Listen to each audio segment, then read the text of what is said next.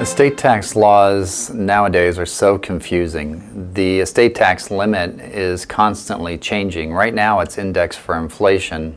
And in 2016, you can pass up to $5.4 million worth of assets without any estate tax being applied. And if you're a married couple, you can double that. But we don't know what the future of estate tax holds. Republicans want to do away with the tax altogether. Democrats want to lower the limit so that more assets are subject to estate tax, and you're really not sure where it all is going to come out. That puts you in a tough position when it comes to planning for estate taxes. Traditionally, what people would do is create a bypass trust. That's something that a married couple can have in their trust, so that when the first spouse dies, the second spouse's share of the estate can be segregated out into the bypass trust and thereby avoid estate taxes.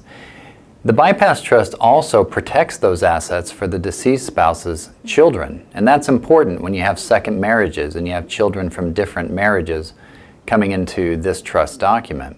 But at times you may not know if you really want that because a bypass trust is mandatory. It must be funded. The alternative is to use a disclaimer trust. And what a disclaimer trust does is it gives the surviving spouse the option, it's not required, but it's voluntary, the option to disclaim the assets, say, I don't want them, and then it goes to this disclaimer trust, which the disclaimer trust really is just like a bypass trust. It has the same terms, it segregates it out from the surviving spouse's estate, and it protects it for the children. But it can only be created at the election of the surviving spouse.